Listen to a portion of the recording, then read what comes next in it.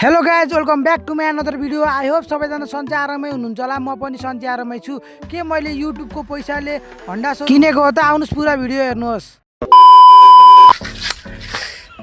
अनि आज चाहिँ म चाहिँ घरमा बसेर भ्लग स्टार्ट गरेको कि तपाईँको सामान कतिखेर आउने हो?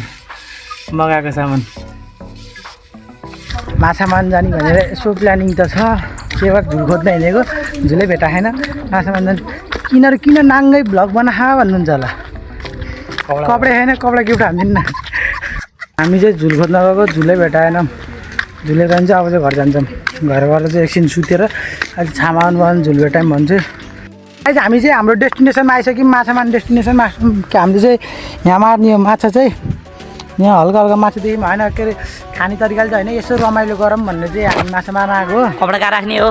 कपडा त्यही खोल्न। अब चाहिँ हामी माछा मार्न परिन्छ। माछा मार्न कति मार्छौँ त्यो त तपाईँहरूलाई हामीले देखाउने नै छु। ल अब हजुरहरूले चाहिँ इन्जोय गर्नु होला है त। गाइज हामी चाहिँ माछा मार्न आएको थियौँ। एकलर थापेको यति पऱ्यो। अनि हामी चाहिँ झ्यालायो। अब घरै गएर सुत्ने हो, माछा मारेर केही फाइदा छैन भन्यौँ। अब घर जाने मस्त सुत्ने अनि उठ्ने हो। अब घर जानुपर्छ हामी एकछिनमा। फेरि हाम्रो त तनाव यस्तो गर्मी हो, घर जानुपर्छ हामी यहाँबाट माछामा। अब गएर नुहाइ गर्ने अनि सुत्ने अनि जाने। हामी चाहिँ मामा घरबाट घरतिर लाग्यो है दाजुभाइ भएर। हामी चाहिँ भर्खरै गएको हो, भर्खरै निस्क्यो घरबाट। खाजा खायौँ। अब हामी चाहिँ यहाँ शारदानगर टाउनबाट कट्यौँ। अब चाहिँ हामी चनौलीबाटै उठे जानुपर्छ। हजुर चाहिँ मेरो भ्लग मजातिर हेर्नु होला है त। हामी बाटोमा हिँड्दा चाहिँ मैले झ्याक्क लाएर एउटा स्कुटीको सोरुम किनिदिएको हो। त्यो स्कुटीको सोरुम हुन्छ, मैले स्कुटी किनेर साइकलमा हिँड्दा स्कुटीको सोरुम हेर्नु। मेरो स्कुटीको सोरुम म देखाइदिइहाल्छु नि, टेन्सन नगरेर। स्कुटीको सोरुम हेर्नको लागि रेडी हुनु गाइज। त्यो सोरुम चाहिँ मैले किनिदिएको हो। हामी यत्तिकै मजा गरेर भने हो, किन्न चाहिँ मैले किनेको होइन। त्यो हेर्नु नि, त्यहाँ दामी सोरुम छ। किनिदिनु क्या हो एउटा स्कुटी भन्ने। हामीले एउटा स्कुटी किनौँ कि भन्ने सोचेको हो। बाइक छ कहाँ?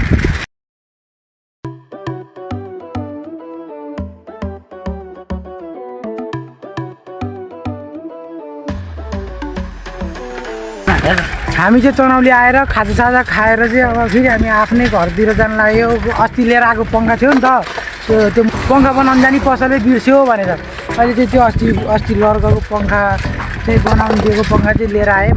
अब चाहिँ खाजा हामीले त खाजा पनि खाइसक्यौँ। खानु त मामा घरबाटै हामीले खाएर आएको थियौँ। त्यो पनि बाटोमा आउनु चटपट खाएर आयौँ, चटपट पानीपुरी खायौँ। अब चाहिँ हामी घर जान लाग्यौँ।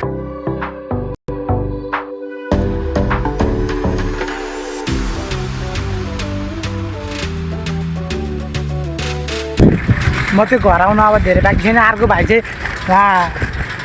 आफ्नै घर पस्यो। त्यो चाहिँ आउनु लाग्यो, मम्मीले खाना पका भन्नु गएर त्यो चाहिँ आफ्नै घर पस्यो। म चाहिँ बाटोमा आउँदै थिएँ, गरम भएर चिसो खाएको।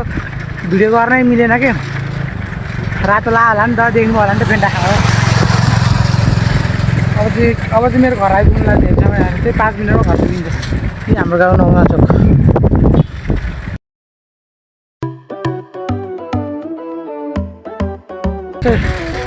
सपोर्ट चाहिँ हामी आमा है, सपोर्ट चाहिँ